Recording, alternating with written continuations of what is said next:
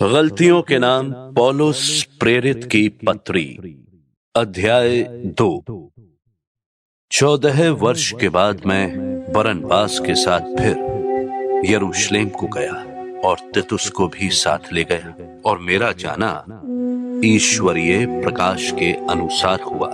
और जो सुसमाचार मैं अन्य जातियों में प्रचार करता हूँ उसको मैंने उन्हें बता दिया, पर एकांत में उन्हीं को जो बड़े समझे जाते थे, ताकि ऐसा ना हो कि मेरी समय की या अगली दौड़ धूप व्यर्थ ठहरे। परंतु तीतुस भी जो मेरे साथ था और जो यूनानी है, खतना कराने के लिए विवश नहीं किया गया। यह उन झूठे भाइयों के कारण हुआ जो चोरी से घुस आए थे, कि उस स्वतंत्रता का जो मसीही यीशु में हमें मिली है, भेद लेकर हमें दास बनाए। उनके अधीन होना हमने एक घड़ी भर ना माना, इसलिए कि सुसमाचार की सच्चाई तुम में बनी रहे। फिर जो लोग कुछ समझे जाते थे वे चाहे कैसे ही थे, मुझे इससे कुछ काम नहीं। परमेश्वर किसी का पक्षपात नहीं करता। उनसे जो कुछ भी समझे जाते थे मुझे कुछ भी प्राप्त नहीं हुआ, परंतु इसके विपरीत जब उन्होंने देखा कि जैसा खतना किए हुए लोगों के लिए सुसमाचार का काम पतरस को सौंपा गया, वैसा ही खतना रहितों के लिए मुझे सुसमाचार सुनाना सौंपा गया। क्योंकि जिसने पतरस से खतना किए हुओं में प्रेरिताई का कार्य बड़े प्रभाव सहित करवाया, उसी ने मुझसे भी अन्य जातियों में प्रभावशाली कार्य करवाया।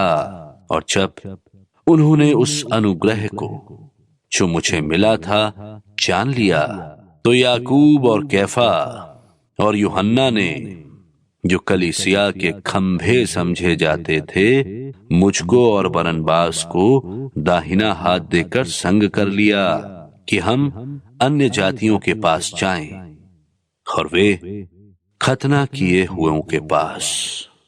केवल ये कहा कि हम कंगालों की सुधि लें, और इसी काम के करने का मैं आप भी यत्न कर रहा था। पर जब कैफा अंताकिया में आया तो मैंने उसके मुंह पर उसका सामना किया, क्योंकि वो दोषी ठहरा था, इसलिए कि याकूब की ओर से कितने लोगों के आने से पहले वो अन्य जातियों के साथ खाया करता था। परंतु जब वे आए तो खतना किए हुए लोगों के डर के मारे उनसे हट गया और किनारा करने लगा, और उसके साथ शेष यहूदियों ने भी कपट किया, यहां तक कि बरनबास भी उनके कपट में पड़ गया। पर जब मैंने देखा कि वे सुसमाचार की सच्चाई पर सीधी चाल नहीं चलते, तो मैंने सबके सामने कैफा से कहा कि जब तू यहूदी होकर अन्य जातियों की नाई चलता है और यहूदियों की नाई नहीं, तो तू अन्य जातियों को यहूदियों की नाई चलने को क्यों कहता है? हम तो जन्म के यहूदी हैं और पापी अन्य जातियों में से नहीं। तो भी ये जानकर कि मनुष्य व्यवस्था के कामों से नहीं, पर केवल यीशु मसीह पर विश्वास करने के द्वारा धर्मी ठहरता है, हमने आप भी मसीही यीशु पर विश्वास किया कि हम व्यवस्था के कामों से नहीं, पर मसीही पर विश्वास करने से धर्मी ठहरे।